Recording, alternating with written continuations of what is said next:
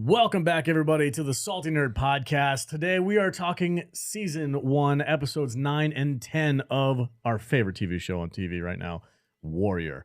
We're discussing the penultimate episode and also the... ultimate episode. The ultimate, yes, the penultimate and the ultimate. The season finale. Season finale. Very much looking forward to discussing this show with you guys. I'm glad to have gotten through Season 1. I can't wait to start with Season 2 coming up very soon.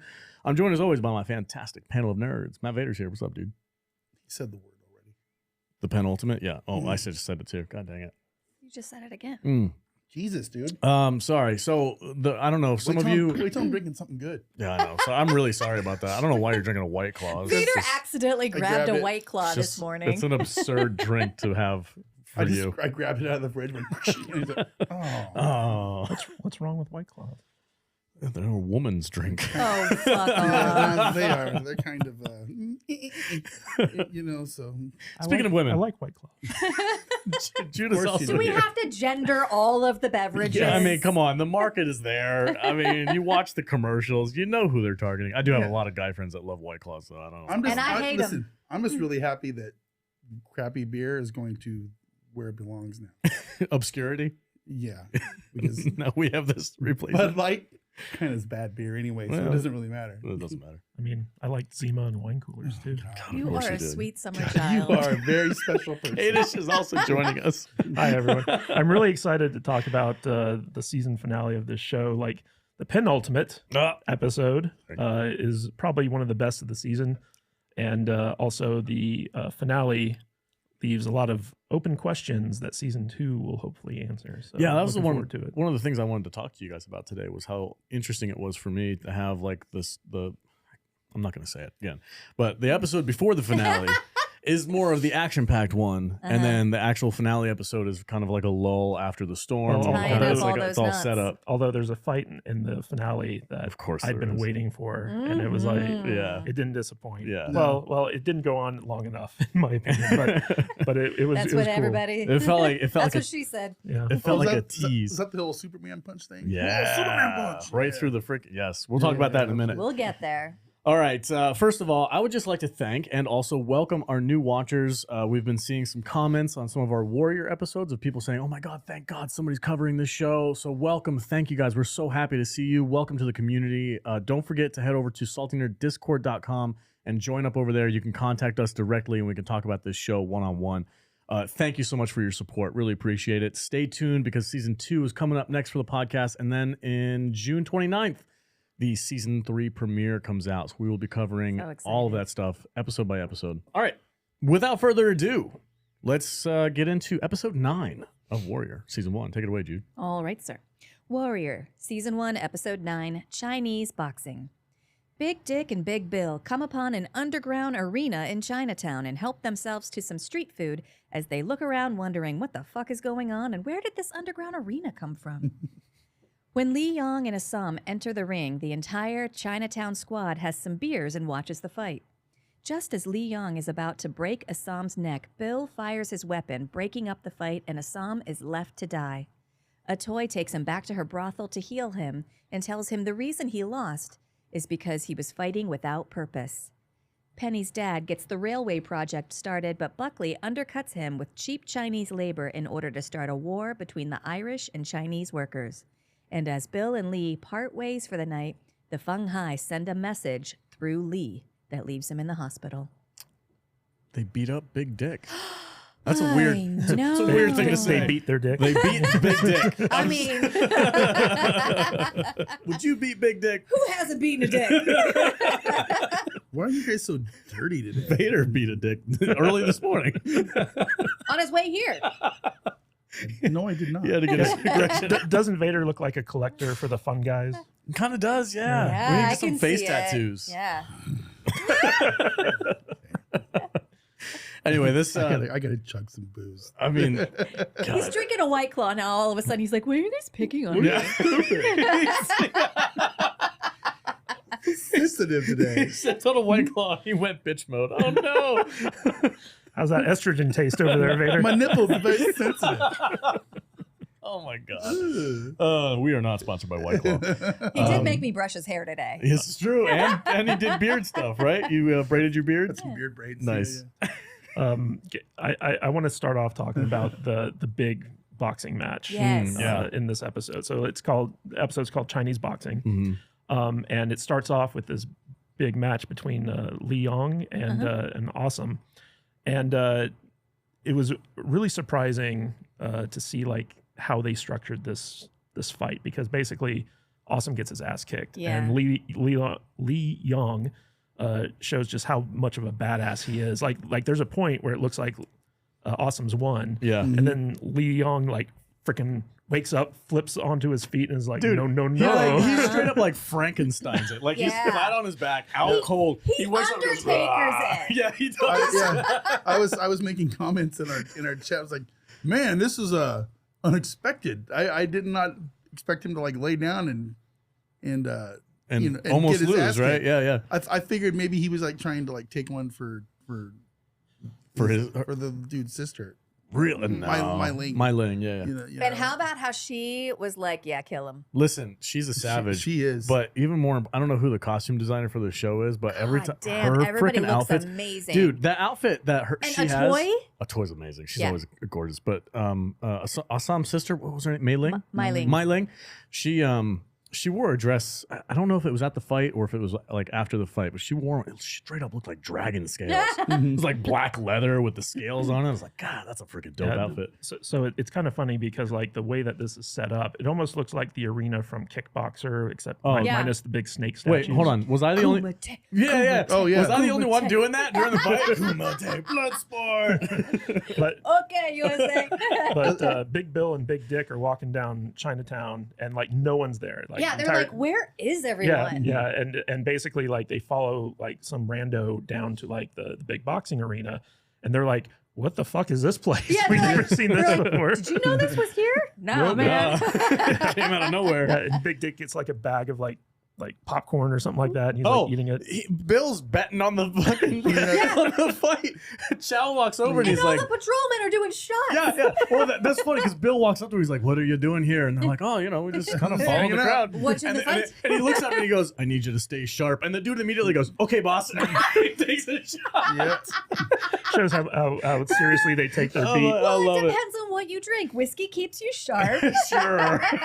But it's funny because both of them are like, Bill's like, "Why aren't you guys on the beat?" And they're like, "Everyone's here." Yeah, Yeah. this is the beat, buddy. Yeah. But it's also funny because like when the match starts, like Bill's watching this thing and he recognizes Awesome from like the jail cell, and so like he bets on him. Uh-huh. Of course, It Bill's was- terrible they're- at betting. They're like, hey, is that John Chinaman and John Chinaman? But Bill's like, Put if they- 5 bills on the tall one. Yeah. But Yeah. he makes a comment where he's like, if they can all fight like this, we're fucked. Oh yeah, Yeah. for sure, absolutely.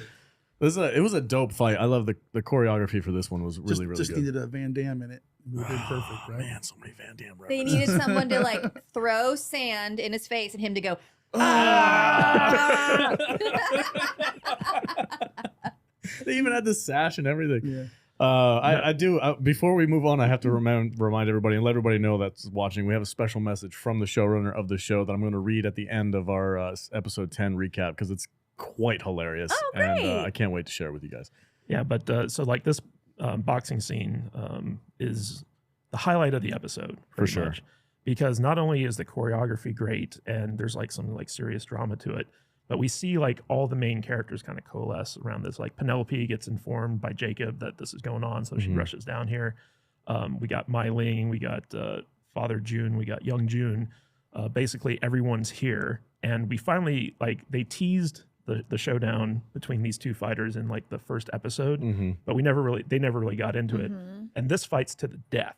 Right. So like basically Li Yong, is that his name? So he goes into this, he's fighting for his lover and his boss, Mai Ling. And so like he's like super motivated. And we've seen like the last episode, these guys were training really hardcore. Yeah. And Awesome is just showing up and he's just kind of like, whatever.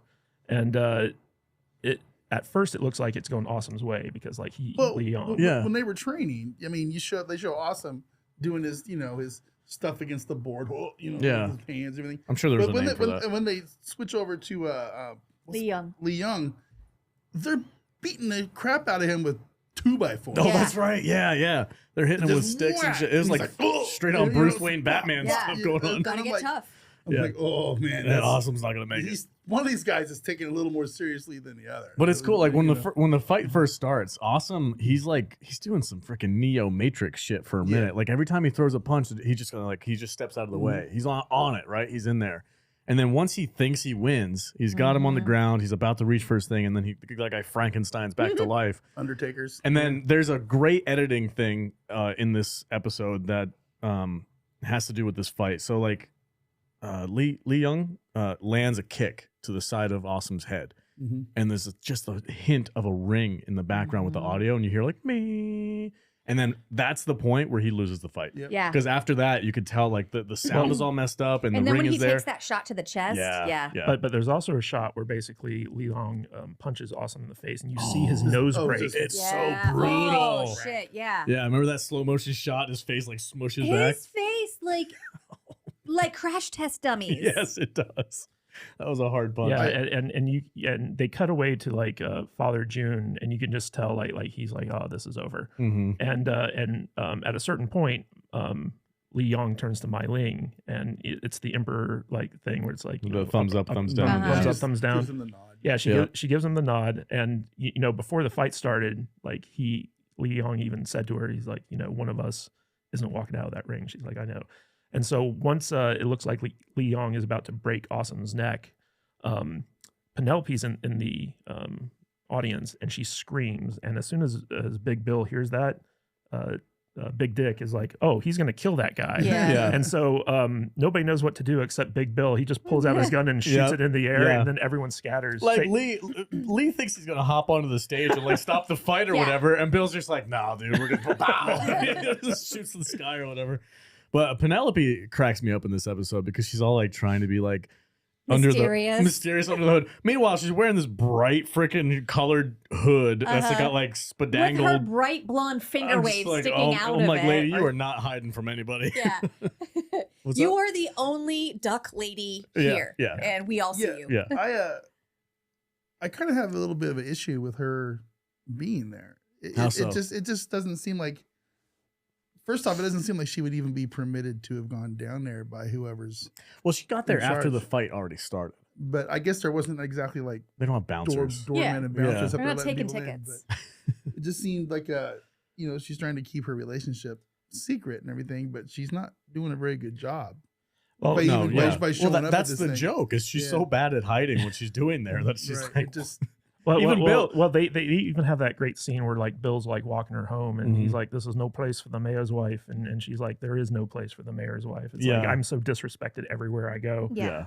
But another great part of this kind of opening sequence of the show is Hoon Lee, where he sees like Big Bill and Big Dick.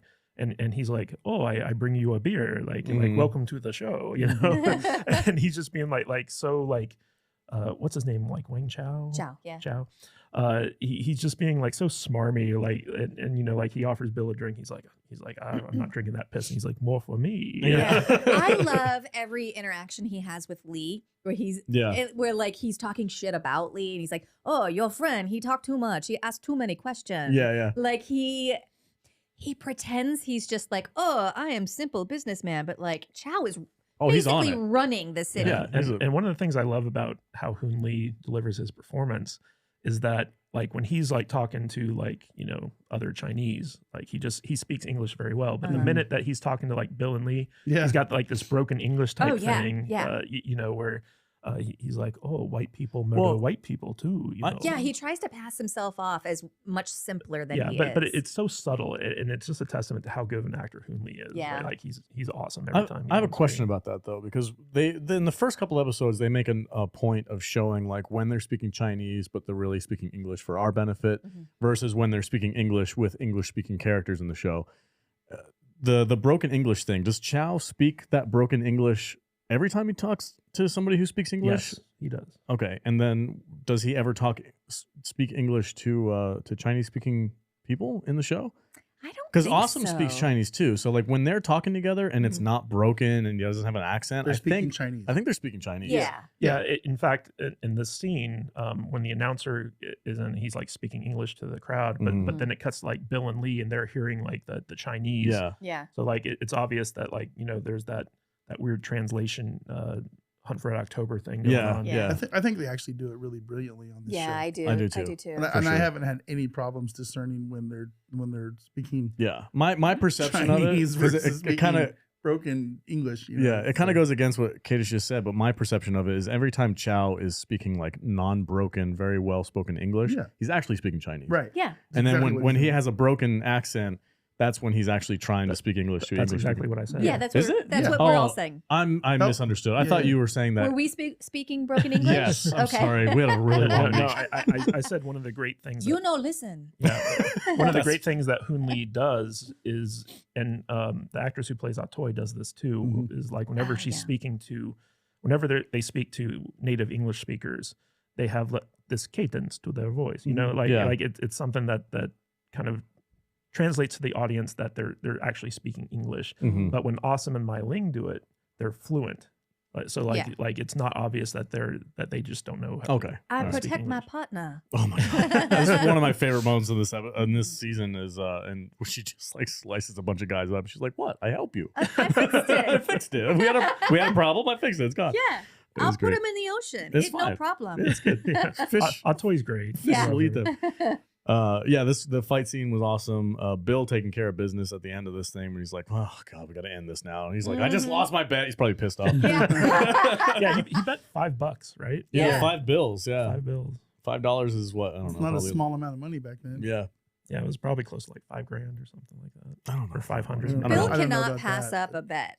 Well, he's got a gambling problem. Yeah. He But walks what- in there and he's just like, "Oh, I can't afford this at Well, all." I have But, to say- but it's funny because he has such a low opinion of the Chinese, Uh-huh. and the only one that he's ever been impressed with was Awesome because Yeah. not only did he kick the butt of like 3 Irishmen in prison, but he also spoke English and like Yeah. gave him some smack talk. So he's like, that guy's See, got something. Because he said, I He's want got moxie. $5 on the tall one. Yeah, Yeah. Like of all the bets that Bill has made this season, like this is the best one Yeah. on a Yeah. technical Yeah, yeah, standpoint. yeah. Like, yeah, he does have a good chance Yeah, of that winning. was a pretty safe bet going into the fight. I did find it really amusing, like you touched on earlier about how they're sitting there watching these guys kick the crap out of each other, and he's like, "Man, all these guys We're can so fight like screwed." this. We're done. Yeah. We can't fight back against this." And yeah, it was really fun, Yeah. really funny and ironic. And, One of the best.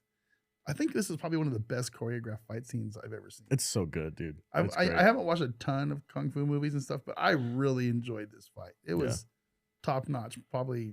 I mean, way up there. Yeah, with any fight I've seen in any movie Yeah. before. The lighting, the sound design, Yeah. the choreography, it was all top Yeah, notch. shout out to Michael Snyman for Yeah, Yeah. that was the great. cinematography on that. Good stuff. Let's talk about him being left for dead, and Atoy is the only one who keeps him alive. Let's talk about that. I would gladly get the shit kicked out of me if I can have a toy blow weed in my face to help me Put recover. sticks in your nose. Yeah, yeah. And she's just like she takes totally a, shotguns him. she takes a hit of a bong or whatever it is. It's opium. Yeah, her special herbs that she mixes herself, and then It she was like opium. blows it into his face. It's medicine. I'm like, yeah, sign me up. I'll take it. I'll Yeah, take it. but one of the great things about Awesome's recovery period, where he's basically in Atoy's bedroom and they're like attending to him to help him heal, is that we get these great flashbacks of him as a child with Mai Ling, and we get to see kind of like what it was like in the old country and how Awesome like gets taken under the wing of like this like local like kung fu master and teaches him like how to breathe and like how to like Mhm. kind of like control his body before he fights, because I think there's a great line in here where it's like, you can't fight if you can't breathe. Mhm. Yeah. And so like it's like he's teaching them these basics, and we see like Awesome leave Mai Ling behind in order to learn these skills of how to fight, because his father gets upset with him because basically he has a big mouth and he keeps getting beat up. You Yeah. don't and say. he can't Yeah. he can't work So the this fields. has been happening for a while. Yeah, yeah. Well, I mean, he's a kid at this point, and I'm assuming that the run-in he has with that warlord who ended up marrying his sister doesn't happen until much later, when he's like a late teen, maybe something like that. So he's had this. This is a personality trait that Awesome has had for a long, long time. He talks himself into a lot of trouble, And when he's younger, he just doesn't know how to fight. But I do love that. It's very classic kung fu. Like, you can't fight if you can't breathe, and like learn how to do the meditation stuff. Yeah, but the interesting thing is that Mai Ling is the one who finds like the kung fu master to bring, and she brings him to Awesome to heal him, and then like he ends up taking him on as an apprentice, and Mai Ling doesn't want Awesome to leave, but you know, he chooses his training over her, and that's like kind of the first thing that we see where basically Mai Ling is betrayed by her brother. And what's interesting is later on in this episode, Mai Ling, you know, having won the contest, like basically the Long Z now are able to kind of move in and start expanding their territory. She has a meeting with all of her like lieutenants, and there's this one guy who's just not about, you know, like following a woman. This is our Lucy Liu moment. Oh yeah. Oren Ishii. Here we go. And the great part about that scene is so like she has like this wrist gun that like pops out, and she like shoots this guy who is disrespecting her, basically as a way to like tell everyone else, it's like, I'm not to be fucked with. There has to be a sacrifice. Yeah. Now's the fucking time. Yeah, but they set that up episodes ago where she was at Chow's place and he was giving her that gun. Yep. So it didn't come out of nowhere. Like someone actually sat down and thought, hey, we should set this up and then pay it off. Yeah. Like, Imagine I know, that. right? This is the first time it's ever been done. Wow. They invented it here. No, it was you're absolutely right. Like, there's that episode where she meets Chow and she's messing with that, and he's like, oh, I have something you might like. Yeah, and he's like, here, let me show you how to use it, and she does it herself. I mean, and he's like, oh, personally, for me, I didn't really need this setup because in my mind, I'm like, she's of course she has one of those. Why wouldn't she have one of those? She's a mob boss. Absolutely. Uh-huh. Every mob boss is disrespected by everybody. Well, She's got one on her ankle should too, have one of probably. If you notice, though, before this point, she's always used knives when she was like threatening people and stuff like that. She would always pull a knife out of her hair. I think a toy does that too, but she always has a knife when she was threatening that Irishman's family. And then now she's switched over. Now that she's the boss. I fully expected that guy to not get shot, but lose his head. Chop his head off? I thought she was going to chop his head off. Yeah. For real. I thought she was just going to grab a sword off of one of her henchmen behind her or something and just thwack. But I guess there really isn't a ton of swords in this. A toy is the sword wielder. Well, what's funny is like, so at a certain point in this episode, Big Bill and Big Dick are actually trying to do police work. Right. And they go to Chow and they're like, we need to know who you sold swords to. And he's like, I don't sell swords to anyone. They're old. Nobody uses swords. Like, nobody wants swords. They want guns. They want axes. Yeah, as he's saying this too, he's laying out like pistols on the table. He's like, I don't sell swords. Officer, can I interest you in a new gun? It's like hatchets, hammers, and guns. Like, that's it. And Bill and Lee are just like, no, Chinamen are the only ones who use swords. And then Chow's just sort of like, give me a break. Yeah. He's like, sometime white people kill white people. Oh, that line was a great line. And that back and forth between Bill and Chow, where like, he's like, if this keeps happening, it's going to get real difficult for black market sellers. And he's like, did you just threaten Chow? Yeah. He refers to himself in the third person. He's like, did you just threaten me, Bill? Like, what are we doing here, man? Because that's not going to end up the way you think it's going to end up. Well, that line, white people kill white people, that was a threat about having seen Bill kill that one guy. Yeah. He knew that Bill murdered. Chow knows everything. Yeah, he knows everything. The old collector. Yeah, what was his name? Dylan or something. I can't remember. Damon something.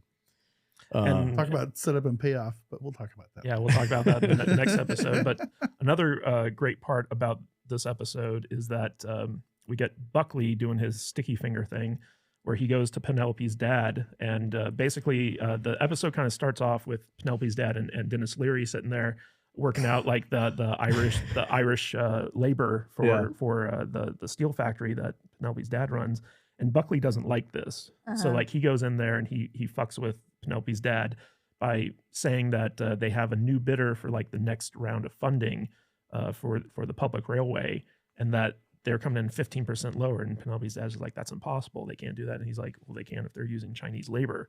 And he's specifically doing this to provoke a labor riot, because he has like this political motivation to basically villainize the Chinese. Also, he has a big boner to see Leary and Sahm face off. Well, I don't know. Rest of us. Yeah, I don't know about him, but like we definitely want to see that happen. He's like, what would really get me going? See these two guys. Yeah, but because see him kiss. Yeah, but because Buckley does this, Penelope's dad is forced to fire the Irish and hire Chinese laborers. And this kind of leads into like the next episode. Can I got to talk about Penelope's dad. He pisses me off this So episode. bad with He's money. lame. He's a terrible businessman. Yeah. Okay, so it's revealed a little bit later on that Buckley was bullshitting the whole time. He's like, I don't really have another contractor coming in to sweep this in. I just wanted to put pressure on him so that he would fire all the Irishmen. Oh, are you telling and me? he's lying to the mayor too. He's Yeah, like, yeah. Oh, yeah. you're in debt. Yeah. He's like, I'm you like- can't even afford to pay this anyway. I'm doing you a favor I'm and you're like, welcome. I can't even remember Penelope's dad's name. What's his name? Penelope's dad. Penelope's dad. Penelope's dad. He doesn't even. Mercer. All he has to do, yeah, that's right. All he has to do is ask like a series of like 2 or 3 questions to completely like dismantle Buckley's threat. Like, oh yeah, who's the contractor? Well, I can't tell you. Oh, you're not going to tell me? Then I mean, how do we know what's going on here? When are they going to get? Where's their facility at? Do they have a smelting facility? Because if they don't, then I'm the only one in town. They're not going to take mine over. Like, ask a couple of questions instead of just bending over immediately, and you'd realize that the guy's full of shit. Yeah. It's so frustrating to watch this dude like just, oh well, I don't have a choice. Which is why his business was in trouble to before begin this. with, Yeah. and it's like his daughter is just the only He's a one. bad businessman who Ugh. likes to Yeah. pour out his So- daughter Well, for Penny- political gain. Penny's the only one with a head Yeah. for business in this family. Yeah, and she sticks it to him in this episode I just- too. Yeah. What's up? It's in the I next keep going to the Is next episode. Oh, is that episode 10? I guess, yeah. The Yeah. episode 10 is the Yeah. setup episode with all this Yeah. stuff. Okay, makes sense. We'll wait then. We'll wait. But yeah, he's super frustrating for me. Like, Buckley Very is like, much. Duckley is Duckley? Duckley? Buckley. Buckley is a dirty, dirty person. Like, he Mhm. is a savage when it comes to this kind of stuff. He's obviously poking the bear to try to start this war. Yeah. He's this show's Littlefinger. Yes. Yeah. But Very much so. I just Mercer is just so frustratingly stupid. Mhm. It's like it's irritating to And, watch and, him you fail. know what? Penelope knows this too. Yeah. Like she knows how bad her dad Oh. is at business. Did they have a conversation this episode or the next episode when he was like, It's episode 10. I've Yeah. okay, all right, we'll wait then. We keep getting I know. I'm Yeah. like, I can't wait. I gotta talk about it. What happens? What happens next? in this So episode? the finale of this episode, the penultimate episode. Big Dick Lee. Cheers. Oh, big dick. Yeah, well, so basically, the Hopway. Fungi. Fungi. No. The Hopway excommunicado awesome Oh, for yeah. having lost. Yeah. Yeah. And Young Jun shows up and he's like, "This is the last time I can see you," and you can tell Young Jun this hurts him Yeah. because basically he's like, "Man, this guy put his life on the line. He's my friend." He considers Sahm his brother. Yeah. Mhm. But Father June is just like, "Fuck that guy." Yeah. You know, Yeah. he lost us. And This. Young June is like, he fought for us. And Father June is like, and he lost. Yeah. Yeah. He's dead to us. Father June is very old school. Like Well, there's no favoritism in that. And I think that this is how he's held his tongue together for so long, by being this cutthroat. Yeah. Mhm. Yeah, totally. But so basically, the episode, not the very end, but at the end of this episode, Awesome is basically tongueless. Yeah. Like, He's without a tongue. Yeah. He's been kicked out. He's on his own, and he's told that like you can't join anyone else, otherwise you'll have like a price on your head. Yeah. Mhm. And at this point, like he's still healing, like he's still like massively like messed up, and so he's just like at his lowest point. And then that brings us to Lee and Bill, and they're doing their beat in Chinatown and Taking a nice stroll. yeah, and basically like Bill calls it a night, and goes home, and as Lee's walking home, he gets accosted by some fun guys, and gets and we're revealed to like the leader of the fun guys. I forget his I name. hate your nicknames. Yes, I know. But this So does Dropper. yeah. The really fun guy shows up and basically The beat- funnest. the funnest guy shows up and beats the crap out of Lee, and basically this episode ends like basically suggesting that Lee just got killed. Yeah, Lee is left for dead in the street. Mhm. It was a harsh beat down. I really thought Lee might be able to hold his own. Well, he did hold his own against like the two underlings, but Yeah. amongst the funnest guy, there was just no holding his own. Just so you know, we're all cringing when Yeah, he says every that. time you say that, I don't it's remember like, their names. It's like you have struck me. It's like I think wasn't it? Is it words or violence? Is that how it Yes. is? It starts with the Z. I think that guy's name. The main fun guy. Fungi. It doesn't matter. Fungi. Fungi. Fungi. Fungi. Fungi. Mm, Whatever. The head Fungi. mushroom. Whatever. The head mushroom. It starts with a Z. I remember his name from the episode that he was introduced at, but Anyway, yeah, that's the end of this episode. It was a great That's episode, the man. Portobello. Yeah. Jesus Christ. I had a great time with this episode as the Chinese boxing. That scene, that's by far one of the best fight scenes in this first season. It was fantastic to watch. Oh, I think it's the best fight scene Is it of the season. the pinnacle? It's the pinnacle. The top. Gotcha. Is it the penultimate? It's the penultimate Yeah, episode. okay. Cheers, everybody. He doesn't even drink and he just dropping these.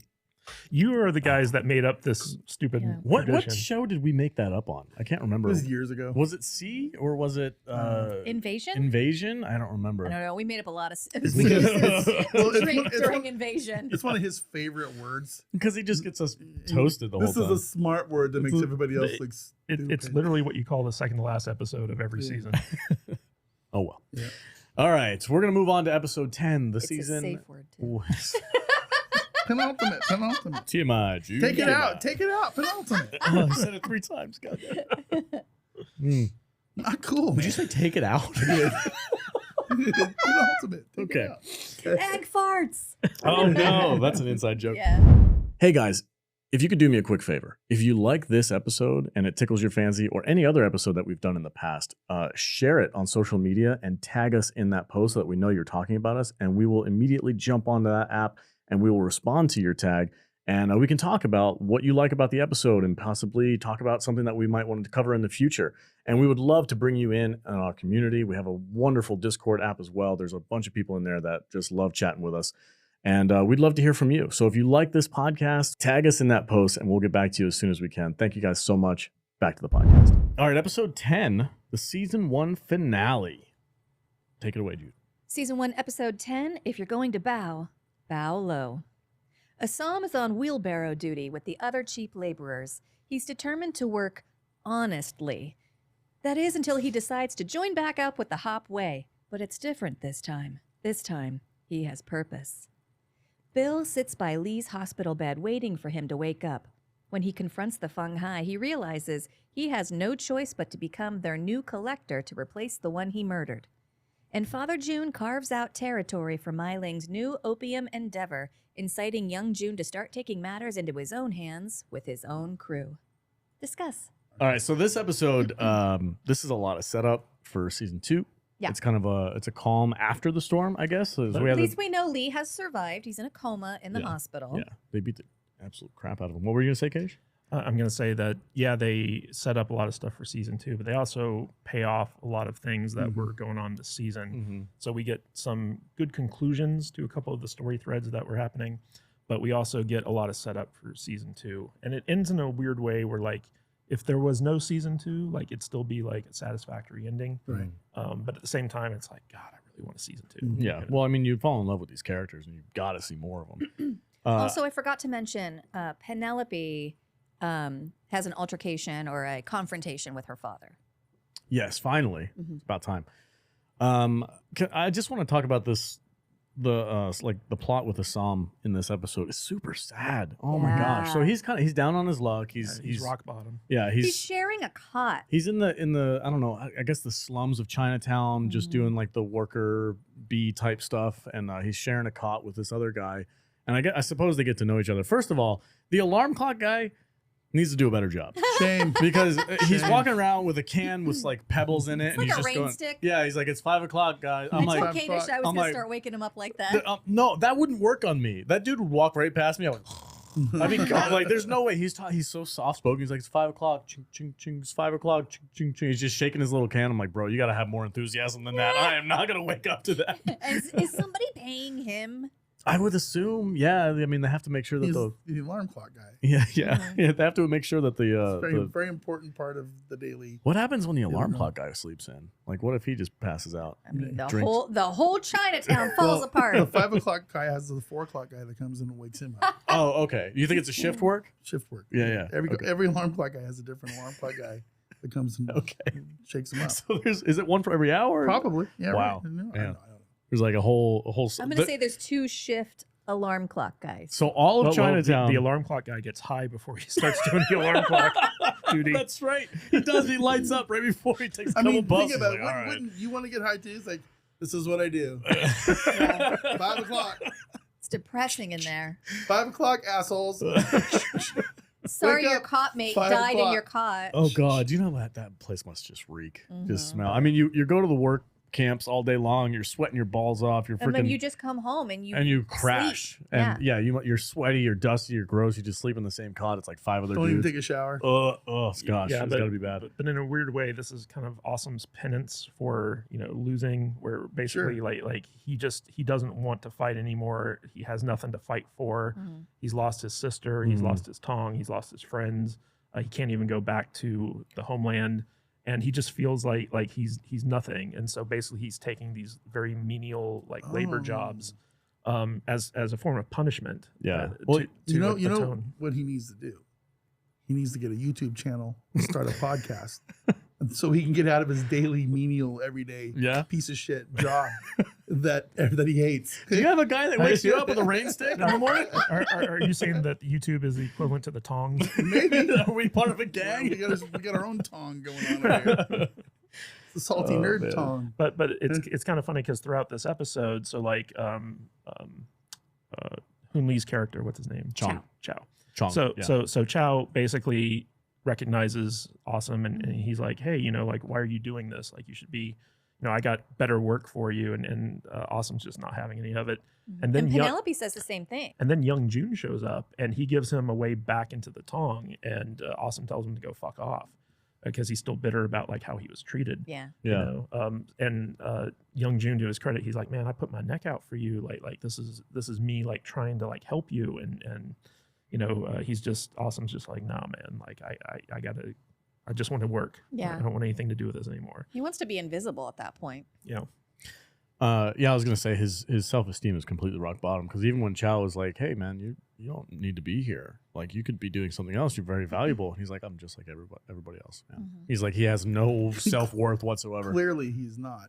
But yeah, I mean, obviously everybody knows he speaks English. He could fight like a freaking why savage. Is that guy working in the slum pits? Yeah. And the guy that he's swapping beds with, or swapping bunks with, hot is it called hot swapping? I don't know. I don't know. I've never done that. I don't know. That's a new term for me. But Hot swapping cots. yeah, but basically his bunkmate, I guess you call him. Yeah. Sounds gross. So this is the guy who sleeps while Awesome works, and then he works while Awesome sleeps. Yeah. So this guy, we get some background on him where basically he came to America to get money for his family.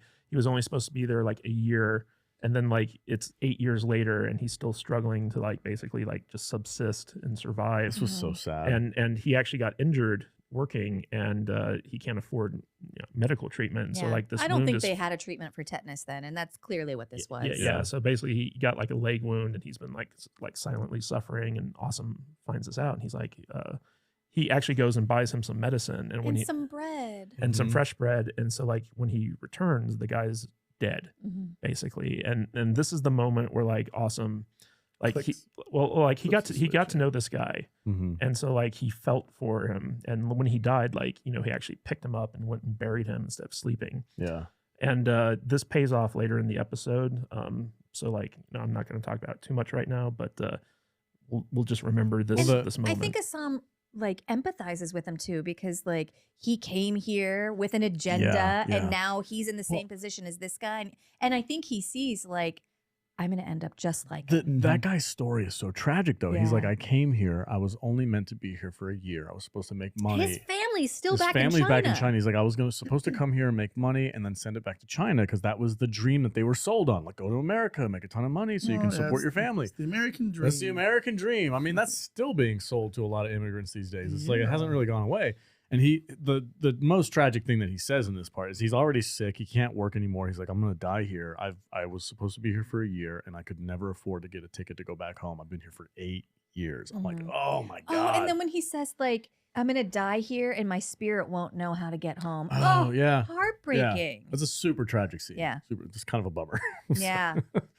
Oh, poor guy. Way to drag us down. Sorry, man. But Penelope sees him later on in her father's smelting plant, and she says the same thing. She's like, with your English, you could be a manager. You could be a translator. And Assam's just like, leave me alone. Yeah, I don't want to do that. We'll get to that. But so I want to talk about Dennis Leary for a minute. Let's go. I want to talk about Dylan Leary.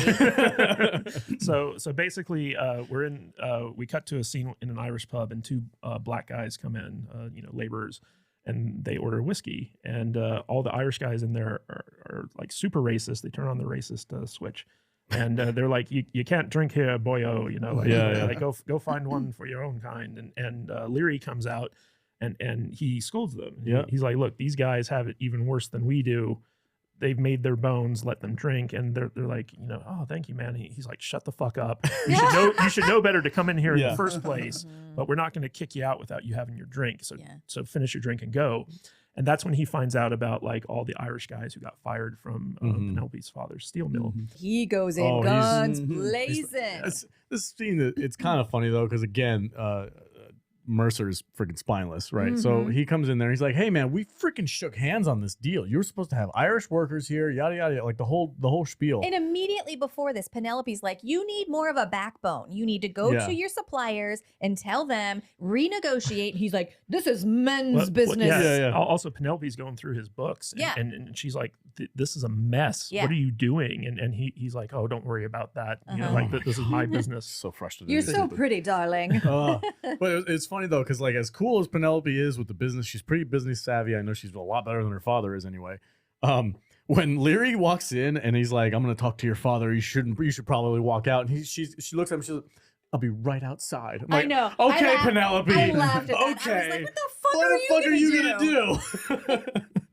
It was just hilarious to see her kind of like, he's quaking in his boots, Penelope. She just kind of ruffles her feathers a little bit. Your daughter's outside the door? No. I guess I'll behave myself. It was such a joke.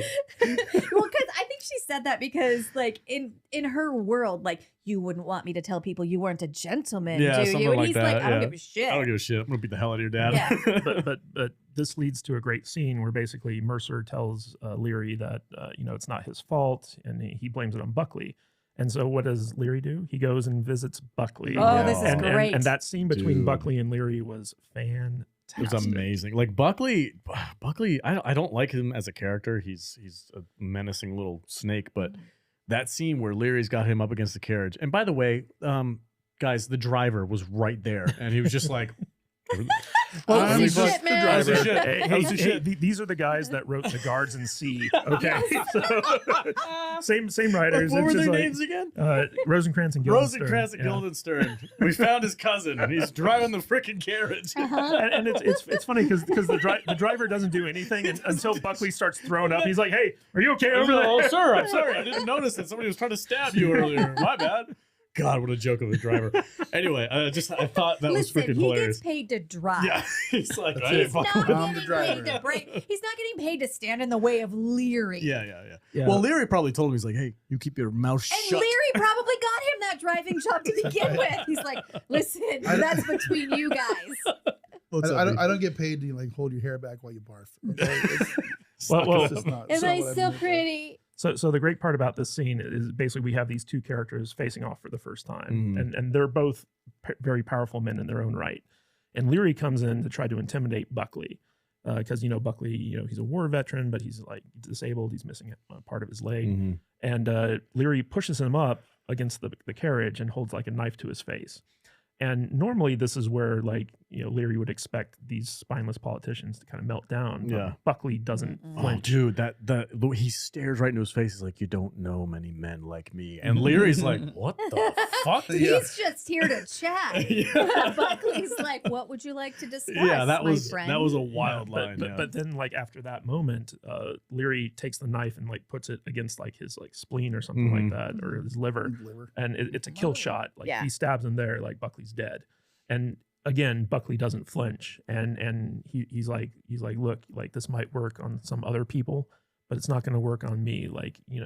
If you want to change fight, state law, if you really want to fight, I'll fight, or you can just take care of the Chinese problem." Then Leary fucks off, and the minute Leary's out of sight, Buckley crumbles and just vomits because he's so fucking scared, terrified. Yeah, he has a good poker face though. I'll give him that. But yeah, that line, he's like, you don't know that many men make me. That right there makes me want to see a backstory or a flashback of him. Like, what did he do in the maybe war? Maybe in season 3 we'll get one. Maybe. I'd love to see like some Civil War flashback. Oh, don't make me sympathetic for Buckley, though. Oh, wouldn't that be cool, though? If he's like in this. No, not sympathetic, but like, what if he did some really fucked up shit in the Civil War? Like, I don't know whose side he was on. Was he on the North or the South? I can't remember. No idea. I don't know. But anyway, whichever side he's on, I want to see him do some dark shit. Was North. Was he a Northerner? Pretty sure he was What are North. they called? The Yankees? Union. Goddamn Yankees. I'm a Yankee. Yeah, it would be cool to see if that little bit of a snippet line gave us any hint to his backstory and we get like a payoff for that later on. That'd be amazing. I can't wait. But yeah, that was a savage line. I loved it. That was a great interaction between those two. Those are some heavy. Yeah, I actually think it's one of the best scenes of the finale. I agree. And speaking of great scenes in the finale, so basically after Lee gets messed up in the last episode, we have a situation where Mai Ling is informed that, the police are cracking down on all of Chinatown because of this, because one of their own got beat up. And so she's like, oh, it was the fun guys who beat up this cop. They're causing all types of trouble for this. And basically she meets with Father June, and who kind of concedes like the territory. Father June isn't happy, especially considering the fact that like it was her people who basically sicked the police on them, and it's bad for everyone's business. Yeah. And so Mai Ling meets with the funnest guy, and it is like, our association is now over because you messed up. And funnest guy is like, no. Oh, he's like, oh, I don't think you understand. Yeah. Why don't you come outside with me? And he has a fucking army outside her door. They lost, what did we say last episode when they had the street fight? It was like 11 men that she lost? It was 7, I think. Was it 7? 7 to 4. 11 total, 7 on her side, 3 on the other side. They lost a bunch of men, a bunch of fighting men in that brawl. And then now, so their numbers are limited, but she was like, well, we have the fun guys to back us up, which is like, they're kind of like their little ace in the hole. And the Feng Hai didn't participate in that brawl. No, they didn't. Yeah, they just stood back and watched. That's very strategic too. Yeah. He's like, I'm not going to lose men for this, because as soon as they start losing men, I'm going to have a chance to take over, and that's exactly what he does. He's like, he's like, look at me. Now I own the captain. He does a scene like that. Yeah. Now I own Chinatown. Now I own Chinatown. Well, yeah, because like Mai Ling spent a lot of time and effort establishing herself as the girl boss of the Long Z. And, like she's murdered people, and we had the whole tiger. She murdered her own husband. We had the whole tiger and fox parable and stuff like that. But at this point, this is the first time where she's been kind of like outmaneuvered. And it's a very interesting scene, because this guy's a real badass. Because right before this scene, Bill shows up at the Fun Guy casinos and basically starts laying down the law. And then this guy comes out and takes the gun out of Bill's hand. Yeah. And let's not forget, this is the same guy who, when Mai Ling murdered his boss in front of him, he just pushed him out of the chair and sat down in it and said, what would you like to negotiate about? Yeah. And so basically he tells Bill, he's like, I don't want your money. I want you. And so Bill now becomes the Fun Guy enforcer, the loan shark collector for the white. He becomes the monster he thought he had vanquished. Yeah. What's up, V? That about killed me. When Bill turned? Just the irony there. It's like, I'm like, oh man, that's not a good path. No. Yeah. You got no choice though. It was dark. I appreciated the fact that when Bill went in there, he went in there for revenge for Big Dick Lee. And he came out with a job. He stood his own for a minute. Like he had I think it was like 2 or 3 guys come after him. He shoots one in the leg. He punches the other one. Then he grabs one dude and like holds a gun to his neck. And he's like, I'm gonna freaking get some. Go ahead. I love his reaction when the guy takes the gun out of his hand. He goes, "Oh shit!" All right. Right. Well, not only does he do that, like he kills his own man. Yes. Just to show Bill he doesn't give a fuck. Yeah. That's right. Because Bill had him by the neck and he was like holding him as like a human shield. And the dude just blows him away. And he's like, oh shit. That guy's a savage too. Yeah, the funnest guy is now the new big bad of Chinatown. Yeah. I can't believe how fast freaking Mei Ling lost her rank though, man. Like she was on top for like a day, and immediately somebody comes in and undercuts her and takes over. It's like gosh, she must be so frustrated. If we're comparing characters in this show to characters in Game of Thrones, you said earlier that Buckley's Littlefinger. Buckley is Littlefinger. Yeah. I think Chow is Varys, and I think that the Feng Hai are the the hill tribes. Hill tribes. Or the mountain tribes. From mountain clans. From that one episode where they like were with Tyrion? Yeah. Those guys? Yeah. It's just like, I am son of Grog. Okay. All right. No, I feel like the funnest guy is Greyjoy. I feel like he's Euron Greyjoy. He's smarter than that. Though. Yeah. Euron's kind of a dweeb. I was thinking more like shit. What's Khal Drogo's clan? What are they called again? Okay, Dothraki. The Dothraki. Yeah, I kind of feel like they're the Dothraki. Okay, I can see that. Yeah. But I don't know. I don't know why we keep comparing it to Game of Thrones. I was just gonna ask, like, what are you guys doing? This isn't Game of Thrones. We still don't have closure on those last 2 seasons. we're still upset about Like that. that shit was like years ago. I know it was. How many years ago was Game of Thrones? Like 5 years ago. 5? God, it's been so long. So there's another great scene between Buckley and Penelope in this episode, where after Leary pays, her father a visit, she goes and confronts Buckley about like his, manipulation of her father. And she basically says, like, I know your game. I know what you're up to. And Buckley gaslights the fuck out of her while still acknowledging that, like, she's right. It's a really good scene. Like Penelope in this episode, they're setting her up to basically kind of like take over the family business at the end. Because spoiler alert, her father dies, essentially. Yeah. That's too bad. But everything in like Ducktown, the white part of town, with like, with or the pond, whatever. There you go. With Penelope and Buckley and like the mayor and like Mercer and like all the politicking. Yeah. It really comes to a head in this episode, and we start getting some payoffs for what's been happening. So we got the Tong War, which the entire season had been building up to, but the Chinese boxing kind of like, put an end to that. Let's talk about the great fight in this episode. Yes. Yeah. Let's get to the finale. Yeah. Okay. So Leary, of course, is upset because the Chinese labor has taken over the jobs that he got for the Irishmen that he negotiated with. So he's like, all right, well, we got to go do some Peaky Blinders shit. So he goes down to the place and he's like, we're going to start like ransacking this whole place. And they start lining up the Chinese labor he's guys. Got his Irish army with him. And basically they round up all the Chinese workers in Mercer's factory. Mercer locks himself in his office. And has a heart attack. Because he's scared shitless. and basically. And immediately dies. Yeah. Yeah. And they're basically like, oh, you want to work here? Like, we're going to take away your ability to work. And they start like taking hammers to the Chinese people's hands. And while they're doing that, Dylan or Leary goes up to Mercer's office to kind of confront him. And they're all wearing masks and they're all like very intimidating. Oh yeah, can't tell who. Oh yeah, anymore. no, yeah. can't tell. Oh my God, V, where did you go? It's not me. What have you done with V? It's not me. I got my army of 4 people here behind me. We're gonna go. They did have a surprisingly like few amount of people. Well, see, this is the whole thing with this whole series. Is like we got the Tong War. The Tong War is 12 dudes fighting 12 dudes. That's not an army, it's a gang. Okay. Yeah. That's a rumble in the street. It's not a fucking war. It's like it's just. And Leary brings in like 7 dudes off the street to take out. You telling me all those laborers don't know little kung fu? They could have kicked the shit out of those guys. I don't know. Did you see the conditions that they lived in? Yeah, okay. As Leary's leading his Irish army in, basically Awesome sees this, as some of the laborers are running by. He's like, what's going on? And remember that he had just buried his friend who he was like, sharing the bunks with. Now he's seeing all his, in his mind, it's his friends who are getting like tortured by the Irish. It's his people. Yeah. And so like, there's a point where like one of the Irish guys like is about to like bring the hammer down on a Chinaman's hand.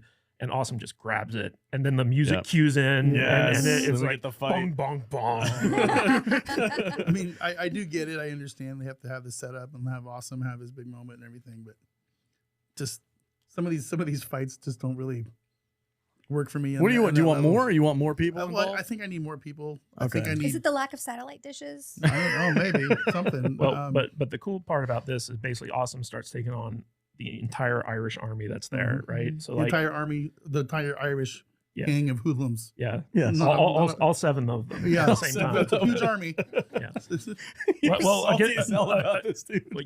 Against one guy, that's a lot of people. That's a lot, isn't it? Can you take on 7 guys? Kung Fu Master. If I was a Kung Fu Master, I'd you think you could kick the shit out of 7 guys. guys. Well, he did kick the shit out of 7 dudes. Like, it was cool. It was a dope-ass fight scene. And the fight was, like, really well done. But then, like, as the fight's going on, Leary's up, you know, like on the Oh catwalk. yeah, dude, that was a And- great scene. Yeah, and he's just staring down, and he's like looking at Awesome Yeah. take apart all of his guys. And he's like, I know that guy. Well, no, he's looking at like he's on this balcony and he looks down. He sees his guys getting toasted by this one dude, and he's like, "Oh, not on my watch." He's like, "I gotta get involved." And- Shit, he yeah. comes. and that leads us to the big climax, which is Leary versus Awesome. Yes. This is when I hear the Mortal Kombat. Dun, dun, dun, dun, dun, dun, dun. Yeah, and I'm like, okay, here we go. This is That funny. was it was a some great good scene. shit. And it's fantastic because like the entire season they've been setting these two characters up independently, and this is the first time that they come together to fight, and they have two very different fighting styles. And so when Leary comes and attacks Awesome, like he literally punches through like the wood handle that Awesome had been using as a weapon and hits him right where With his freaking big old fat ring, Yeah. like right to his chest. Yeah, right, and- right where Lee Young. yeah, right where Leong had hit him, and so like Awesome gets knocked down, Yeah. and Awesome's like, oh, This dude's a brawler. So what I love about that is like Awesome's got this very fluidic, you know, it's kung fu, it's very graceful and stuff like that. It hits hard when it can, but Leary's such a freaking He's brick a house. Brawler. Like, Yeah. He literally catches one of Awesome's kicks. He's like full on like leg kick, and Leary just goes, He's he just holding grabs there. it and he goes, What are you gonna do? what is this nonsense? What are you kicking me for? And he just like throws down with like a bare knuckle brawl. when he grabs the kick, Awesome like flips backwards and kicks him with his other foot underneath the chin, and Leary's like, what the fuck? Yeah. This fight is sexier than anything that ever happened in the Fuck Palace. Are you kidding me? Oh my god! Come on. Yes. No, come on. Yeah, the entire time we're watching, she's just like, kiss, kiss, kiss. Dude, you're so weird. That's strange. Just go ahead and do it. There's too much tension in the air. I know. You wish that fist was your lip. Oh my god. Yeah, this was a good fight. I prefer The Chinese boxing one? the boxing. Oh, boxing okay. match. Okay. That Much was a more over great this- fight. yeah. That was probably the best fight. This was the sexiest fight. Okay. Jude's making V uncomfortable. Not really. I just whatever. No, and what's great is that the fight never actually got to finish because the police show up and basically like Awesome and Leary have to like kind of break away from each other. Ooh, and Leary's like, I'm gonna find you, and Sahm is like, I hope so. Hmm. You know they're gonna hook up. Yeah, but basically they leave us with a case of like blue balls in terms of this fight. Yeah, because it I think- gets. I didn't get to my finish. my biggest issue with the whole fight with Leary is I feel like they need to be careful between having these guys be really cool fighters and having superpowers. What do you mean superpowers? You know, you mean like come punching on, through he's, the wooden he's thing? punching through axe handles and shit. That would fuck you up. Maybe it was a weak accent. Okay, it just It's Chinese made, Oh, Jesus. yeah, right. cheap So, labor. I think that's why I might not have liked that You think they fight went as much, is because I think they went a little bit too much into comic book? comic book level of things. Yeah, Okay. maybe. All right. Does that make Because sense? have we? But I mean, they've set up like how durable Leary is in previous fights, where like basically he can take multiple punches and it just doesn't phase Yeah, him. but he comes flying through the air with a Superman punch, like fucking Roman Reigns on I liked WWE. it. It's like I don't know. It didn't. So I'm trying to think back to all the other fight scenes we've seen of him. If they've ever like. This is your dragon scale dress. Yeah. Oh, did she just show up on screen? Can we do the group shot? Or are we gonna get copyright claimed? I don't know. But yeah, this is the. Is that it? Yeah. No, it was No? black. Oh, No, the okay. one I liked was black. We'll get back to it. Khaleesi of Chinatown. Yeah. I see what you're saying. You're not wrong. I think I'm just caught up in the moment that I'm like, this is freaking awesome. I don't give a shit. Like, I just kind of like, I put that aside a little bit because I'm having too much fun to really worry about the nitpicky stuff. But I see what I'm you're not- saying. I'm not trying to you're nitpick. I'm just you're saying it's immune. accountable. You're immune to the awesomeness. Is that what you're saying? He's getting nitpicky because he's drinking White Claws. Oh, is that? I'm turning into a bitch. That's what I'm doing. So one of the interesting aspects about this fight is basically Mercer dies. He has a heart attack while locked in his office. Yeah. And so, Penelope had been kind of like in there, kind of like looking over the business. And she had seen Awesome earlier when Awesome showed up as one of the laborers, and she tries to convince him to like be like a supervisor because he can speak English and Chinese. And Awesome wants nothing to do with her, and so she's not there when like the Irish show up.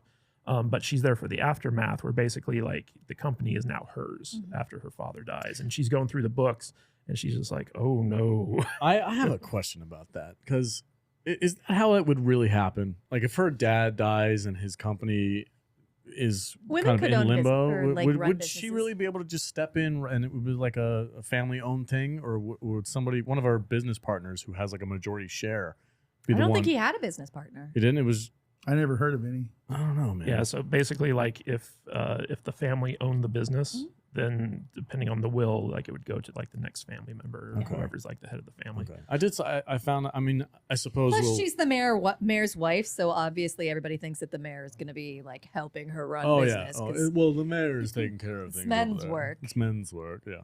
And speaking of men's work, so after the fight with Leary, Awesome takes the guys who are breaking people's hands to a he toy. gives a toy a little gifty. Mhm. He's like, I brought you something. She's like, would you bring me? And Two he's like, guys hogtied in the back room. yeah, I brought you some guys that were torturing Chinese laborers. Yeah, and yeah. she's like, my favorite. It's like it's better than a bouquet Oh of my God, flowers. she takes one of the guys and you just hear him screaming. Yeah, well, yeah. She's like Her henchman guy just comes in and grabs him.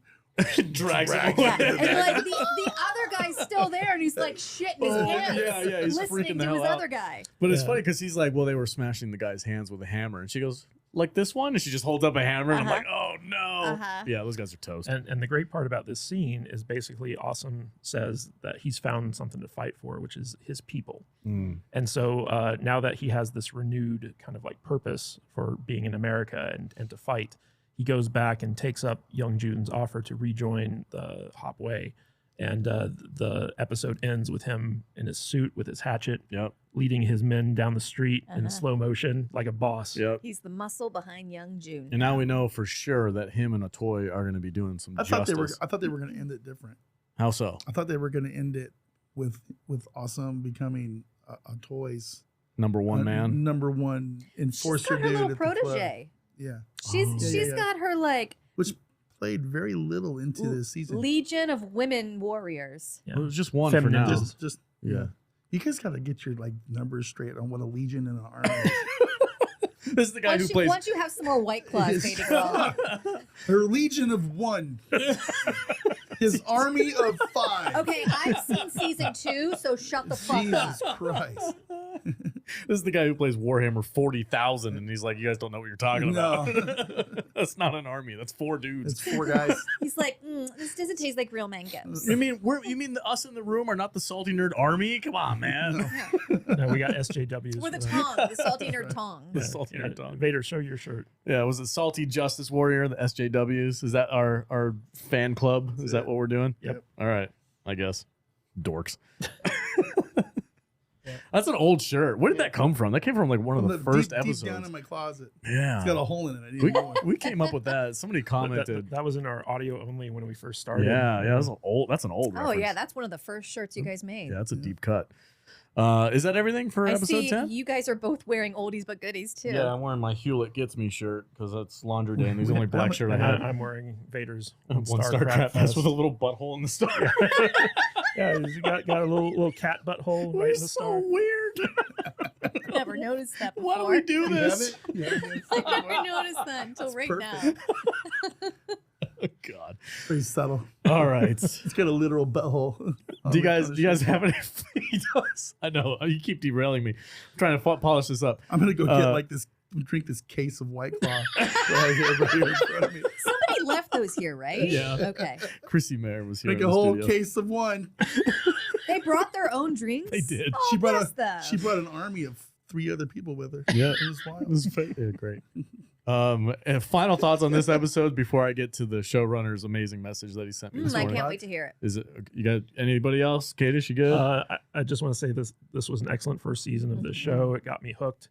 Love all the characters. Love all the setup. Can't wait to start reviewing season 2. And I am really looking forward to season 3. Yeah. We actually finally have an official release date for it. Yep. Yeah. So Which is what? We are June June 29th. 29th. Yeah, so we're very excited to start covering that week to week. And yeah, like I love everything about this show. It's a great show. Yeah, absolutely. I agree. completely agree. I concur. Okay, so Jonathan Tropper, the showrunner for Warrior, he's wrapped on season 3. They just delivered the final 2 seasons to HBO or Max, I Final guess. 2 seasons? No, 2 episodes. Did I say seasons? Oh, you said season. My They bad, my filmed bad. 2 seasons. No, I'm sorry. 2. Three and four The coming up? final 2 episodes of season 3 have been delivered to HBO. They're done, so they're wrapped. So he's got a little bit of time on his hands apparently because he wrote me a freaking paragraph. Oh, he should come back on. Yeah. We've But a paragraph from Tropper, that's a lot. That's a Yeah. lot. Yeah, That's that's a what I'm lot. saying. Like he took his time this morning to have a nice little chat with me. Oh, So this was today? this was today. Yeah, Wow, I woke okay. up to this morning. I think it was like 7:40 a.m. He's like, "You idiots." It says, "By the way." That's how it starts? Yes. Actually, It starts. He was pushing his glasses up like Yeah, this exactly. as he was typing. I can't wait to read this to you. He They're goes, not called fun guys. yeah. He says, "By the way, I checked out the first 2 episodes, semicolon." He's got a lot to say. Oh my God. Bruce Lee named Sahm, not me. Oh, cool. I believe it means 3. I didn't make up a toy either. She's based on a famous courtesan from San Francisco from the period that I read about in my research. And I heard you guys say Bolo was a JCVD reference. He is not. Bullshit. Oh, young. I think Tropper's gaslighting I us. was literally about to say Tropper's gaslighting us. Don't believe you. Bolo Young first appeared as Bolo in Enter the Dragon opposite Bruce Lee, and so I named him in tribute of that. Okay. Well, Bolo Young from Bloodsport was probably a reference to that too. Same And dude. also, And it's the same actor. Same guy. Okay. Tropper, it was the same actor whose actual name is Bolo Young. There are many Trevor, such you Easter don't know what eggs. you're talking about. We're right. Please continue. There are so many such Easter eggs. Mei Ling and Bill O'Hara are, and sadly, none are tributes to JCVD. Bullshit. Bullshit. They all hail from original Bruce Lee movie lore. I don't. Oh, this is a good one. I don't expect you guys to deep dive that much, but I took a number of names and also moments of choreography right out of Bruce Lee classics. Listen, man. Saying that we don't do our research is going to send Kadish down a deep rabbit hole. Well, he's not wrong. No, the 3 of us don't care. Yeah. But I don't you're give going a to spend shit. 40 hours this week researching where these Yeah, names come from. babe, we're going to be watching nothing but Bruce Lee movies. I'm down. I'm down. All right, let's see. Dylan Leary, not Yeah. Dennis, Yeah. is based on a real person named Dennis Kenry. Dennis, Fuck off. It's true. It's Dennis. Dennis Kendry is Dennis Leary. God damn Oh, it. shit. God damn it, Tropper. Oh, you just doubled down on Kadish. Who started the Workmen's Party in California, which was basically a labor movement that also sought to get rid of the Chinese. He was basically the I feel Irish Jimmy Hoffa. I feel like Tropper's man-goating us right now. Kind of is. He's stomping on us a little bit. That's all right. Good That's for all right. him. I said, He's been up all night drinking Red Bulls. So- and he has something to He's say. got some thoughts. this is his revenge for Vader saying, like, why didn't they just push the rock? Yeah. He's like, listen, idiots. But I did say, I said, this is amazing. Thank you for fact checking the shit out of us. And this is his response. Is, God, if I really did that, I'd be here all day. He's not wrong. He's not He's wrong. not wrong. He's like, actually, the fuck palace is an 18th century Victorian design. It's real. The fuck Oh my palace is real. God, Tropper's mad at us. Oh man, he said the show is fiction, but I do inject a lot of history into it. I can appreciate that. We could tell. But the last thing he did say was, "I will take full blame for Young Jun's name. That was all me." So there you go. Young Jun was on purpose. Wait, Father June wasn't his fault either. Father June and young June, and older June, and baby June, Baby June.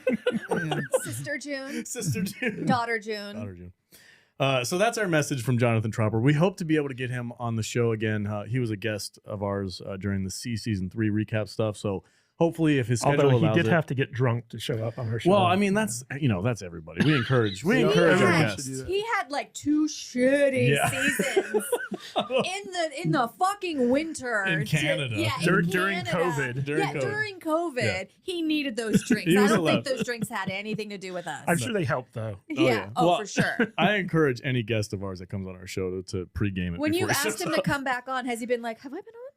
No, he remembers. He remembers. Well, he's going to come on and he's like, here's the reasons that everything you say is wrong. Yeah, Oh, yeah. I love it when he does that. I do too. That's great. That's No, as no, per we, usual. we love Jonathan. And like, this is a show that was like his from the beginning, right? So like when he came in, like See It already had like one season. So And like, he was like, how can I fix this show? and this show's actually like a lot closer to something like Banshee, which was also like a show that was like all his. So, but it's basically a turn of the century crime drama with kung fu, and it's like, It's awesome. yeah, give It's a me great more. show. Yeah. Yeah. Yeah. I did message him that. I'm like, all jokes aside, dude, this show is freaking fantastic and we love watching it. So Yeah. I really do hope that he can open up his schedule to come back on and join us either via StreamYard's link or maybe just make a trip to Vegas. I don't know. We will see. But yeah, we're looking forward Got to an extra chair. we're looking forward to chatting with you guys, cast and crew. I know I got a couple of other messages from people who are on the production that says they're loving our recaps and stuff like that. So Great. thank you guys again. Most of it's bleed over from season 3 because that's kind of like Tropper's team. They're all like, "Oh, you guys are doing Warrior now? Sweet, let's go!" Yeah. So we're having a good time. Let's hope that they work in some type of like tire pile or a satellite dish in season 3 somehow. Giant boulder. Yeah, you know how like the bar is called the Banshee, and it's Yeah, like yeah. their Easter eggs. Like I really want them to have something like like the satellite dish. Or just like, or Just have 3 guys with a big boulder and they're dragging it. they're just pulling it with a rope. Somebody's got a satellite dish on a cart. It's a big bowl. Anything, literally anything would be hilarious. I'll take somebody named Baba Voss too. Like, Right? Would you see Baba? Yeah, I I saw know. Baba. I just want to see Kofun walking by. in the background. Oh, speaking of Archie, did you guys see his trailer for his new Gran Gran Turismo? Turismo? Mhm. Yeah, he's looking good over there. Like, Yeah. he's working with Orlando Bloom, a bunch of big names in that movie. Good for him. Good man. for him. Good for Archie.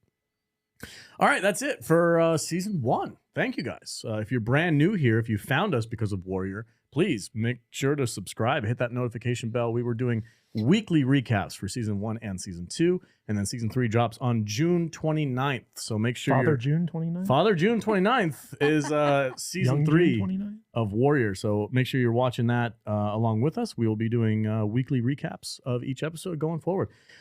All right, everybody. Thank you. Matt Vader, say goodbye to the people, and let's crack open. Finish your White Claw. It's, Finish your White it's Claw. Is dead. It's Thank- dead. It's thank gone. God. He's gonna not make- even buzzed. Look at him. I'm He's not just ever like, this never is drinking one trash. of those again. That was trash. I'll make you guys a drink. Okay, right on. And Jude, say goodbye to the people. Bye, guys.